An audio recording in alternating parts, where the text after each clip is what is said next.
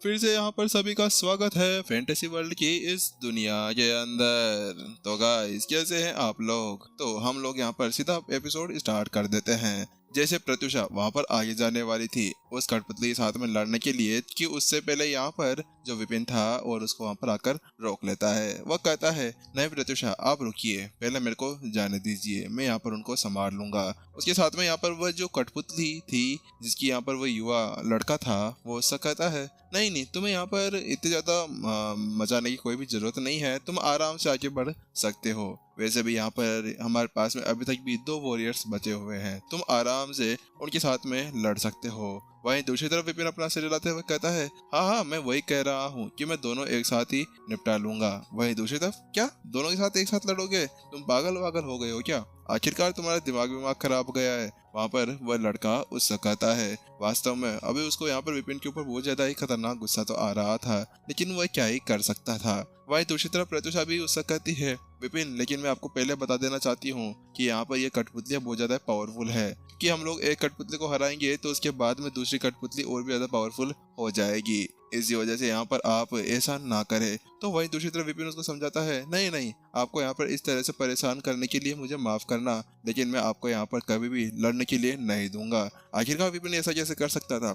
उसकी वो future wife थी, और अगर वो यहाँ पर इसी तरह से इनसे लड़ती रही तो उसके बाद में वो कैसे यहाँ पर साबित कर पाएगा कि वह वहाँ पर उसकी सेफ्टी कर सकता था? वो कैसे यहाँ पर उसको साबित कर पाएगा कि वह हमेशा उसका ध्यान रख सकता था? इसी वजह से उसने कहा, बस आप तो मेरा कमाल देखिए, मैं भी यहाँ पर इन दोनों को संभाल कर आ जाता हूँ। बात कुछ ऐसी है कि जो विपिन था ना, उसने पहले ही यहाँ पर जब नमन से वो पहली कठपुतली फाइट कर रही थी तो उसके अंदर ही उसने देख लिया था कि हाँ, माना कि ये कठपुतलियाँ बहुत ज्यादा पावरफुल है, लेकिन इनके अंदर ही बहुत सारी गलतियां कर कर इनको बनाया गया है। ये वो इतने ज्यादा पावरफुल भी नहीं है कि यहाँ पर विपिन को एक एक कर कर उनसे लड़ना हो। और विपिन को पता था कि अपने इस लेवल के साथ में वह आराम से किसी को भी आराम से मार सकता था।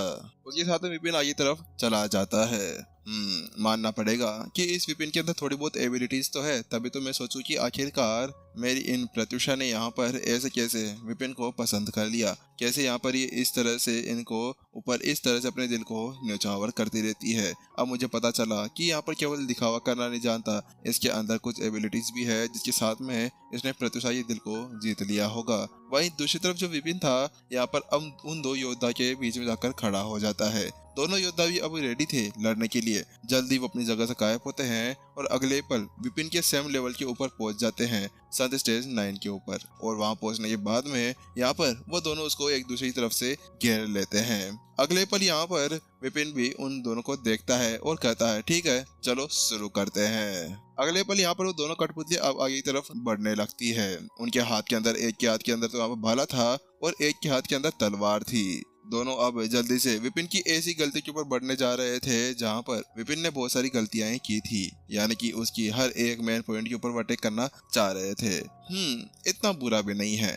लेकिन वही दूसरे दिन जब विपिन ने अपने आप को उन दोनों के बीच में घिरा हुआ पाया ना, तो वह आराम से अपनी जगह पर खड़ा था और वह उन्हें देखकर सही लाए बिना नहीं रह सका, क्योंकि वास्तव में यहाँ पर इन दोनों के अंदर चाहे से जान ना हो, लेकिन फिर भी यहाँ पर ये आराम से विपिन की गलतियों को पता लगा सकते थे। जिसके बाद वो जान चुका था कि वास्तव में यहाँ पर जो प्राचीन संत गंधर्व थे ना, वह कोई नॉर्मल व्यक्ति बिल्कुल भी नहीं थे। इन्होंने यहाँ पर इस कठपुतली को छोड़कर चले गए।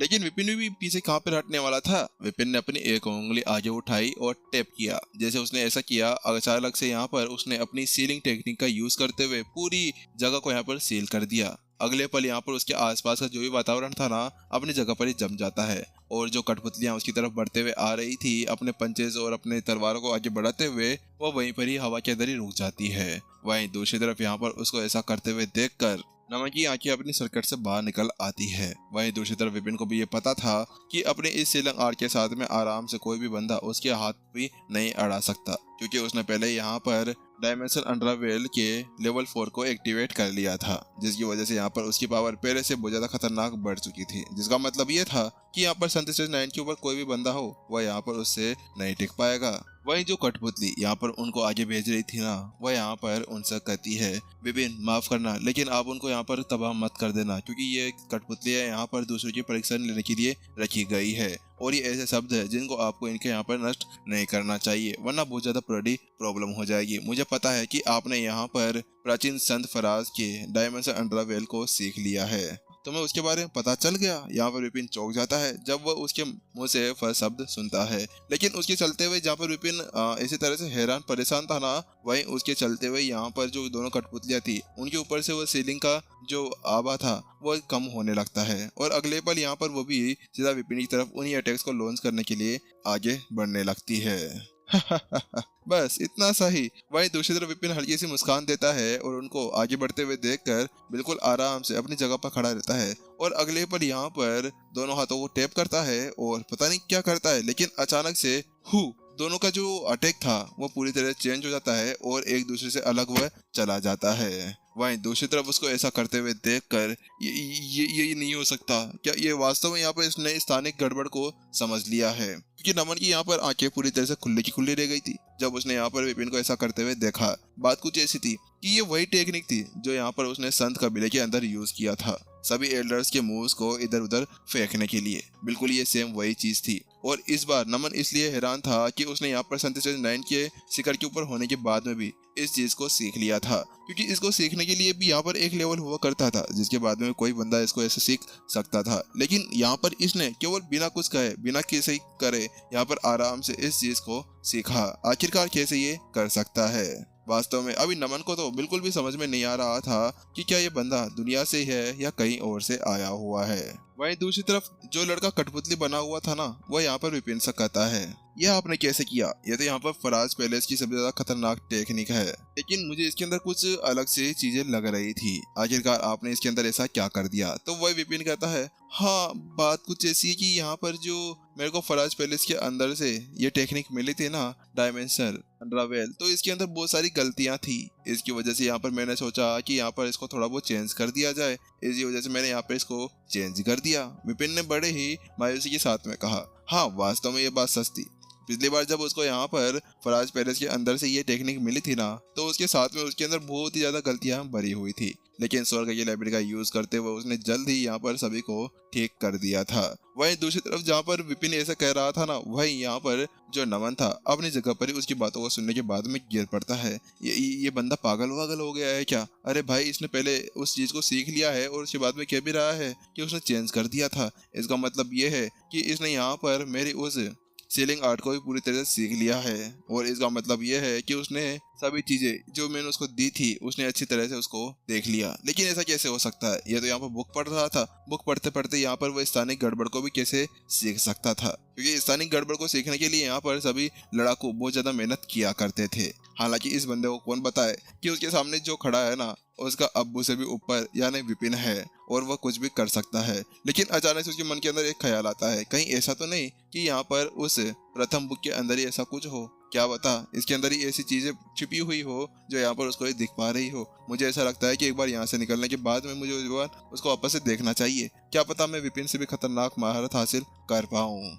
वही दूसरी तरफ जो यहाँ पर मूर्ति बना हुआ लड़का था ना, वह यहाँ पर विपिन से कहता है, अच्छा ठीक है, अगर आपने ऐसा कर ही दिया है तो ये बहुत ज्यादा अच्छा था। वैसे यहाँ पर उस लड़के को विपिन के ऊपर बिल्कुल भी विश्वास नहीं हो रहा था, लेकिन यहाँ पर वह अभी केवल सारा श्रेय यहाँ पर अपने पुराने पूर्वजों को ही दे सकता था। के बाद में वो कहता है, ठीक है, आप लोगों ने यहाँ पर ये परीक्षा पार कर ली है, इसके साथ में आप लोग अब आगे जा सकते हैं। इसके अगले ही पल च्यूं करते हुए यहाँ पर जो दरवाजे थे वह दोनों खुल जाते हैं। जल्दी विपिन कहता है, ठीक है चलो चलते हैं। उसके साथ में अब वह तीनों और वो कठपुतली यहाँ पर अंदर की तरफ चले जाते हैं। जल्दी जैसे वहां पर वो उस गेट को पार करते हैं ना, तो उसके साथ में यहाँ पर उनके सामने एक बड़ा सा हॉल आ जाता है जिसकी दीवार के ऊपर कुछ बातें लिखी हुई थी। वह सभी यहाँ पर औपचारिकताओं से रिलेटेड थी। लेकिन वहीं दूसरी तरफ यहाँ पर विपिन की आंखें सिकुड़ जाती है और वो कहता है, आपने मुझसे ऐसा कहा था ना कि यहाँ पर जो प्राचीन ऋषि गंधर्व थे यहाँ पर औपचारिकताओं को नहीं माना करते थे, तो आखिरकार ये यहाँ पर ये सब कुछ क्यों लिखा हुआ है? तो वहीं पर ही वह लड़का जो वो मूर्ति बना हुआ था वो वहां पर उससे कहता है, बात कुछ ऐसी है कि यहाँ पर जो मास्टर शेख थे ना, उन्होंने यहाँ पर उनसे ऐसा कहा था कि आपको कुछ औपचारिकताओं के ऊपर भी ध्यान देना होगा, और उसी के चलते हुए यहाँ पर उन्होंने इन सभी चीजों को याद रखने के लिए अपने सामने इन सभी शब्दों को लिख दिया। ताकि जब भी वो यहाँ पर आए तो उन्हें यहाँ पर औपचारिकताओं के बारे में पता चले और उनके टीचर ने उनसे क्या कहा था उसके बारे में उन्हें हर बार ध्यान रखना पड़े। ओह अच्छा, ऐसी बात है। वही उसकी बात सुनने के बाद में विपिन सर हिलाए बिना नहीं रह सका। उसके बाद में वह उससे कहता है, अच्छा ठीक है, यहाँ पर हमसे पहले भी कुछ 4 जने आए थे, तो क्या वो भी अंदर चले गए हैं? विपिन को यहाँ पर ये सोचने में यही मुश्किल हो रही थी कि आखिरकार वो अगर अंदर चले गए तो कैसे जा सकते हैं, क्योंकि यहाँ पर अगर वो यहाँ से बाहर चले गए तो उसके बाद में ये तो हरगिज था कि वो सभी अलौकिक राक्षस थे। लेकिन यहाँ पर प्राचीन ऋषि गंधर्व के यहाँ पर होते हुए कैसे अलौकिक राक्षस अंदर की तरफ जा सकते थे? तो वहीं दूसरी तरफ उस मूर्ति वाले लड़के ने कहा, हाँ वो अभी यहाँ पर अंदर चले गए हैं। क्या वो अंदर चले गए? लेकिन ऐसा कैसे हो सकता है? तो वहीं दूसरी तरफ यहाँ पर वो उसे बताती है, बात कुछ ऐसी है कि उनके पास में प्राचीन ऋषि फराज की एक खतरनाक चीज थी जिसका नाम था म्यूजिक इंस्ट्रूमेंट। क्या उनके पास में भी यहाँ पर प्राचीन ऋषि फराज का एक ट्रेजर पड़ा हुआ था? यहाँ पर विपिन चौंक जाता है, लेकिन अब उसको समझ में आ गया था कि कैसे वो आगे जाने में कामयाब हो गए थे, क्योंकि यहाँ पर वो राक्षस थे। अगर वास्तव में यहाँ पर उनको अंदर आना होता तो उसके लिए पहले वो तैयारी कर कर आए हुए होंगे। और वैसे भी अलौकिक राक्षस तो बहुत ज्यादा समय से यहाँ पर अन्य अन्य सभी चीजों को यहाँ पर ढूंढते रहे हैं, सभी ट्रेजर्स को ढूंढ ढूंढ कर ही वह आगे बढ़ते हुए आए।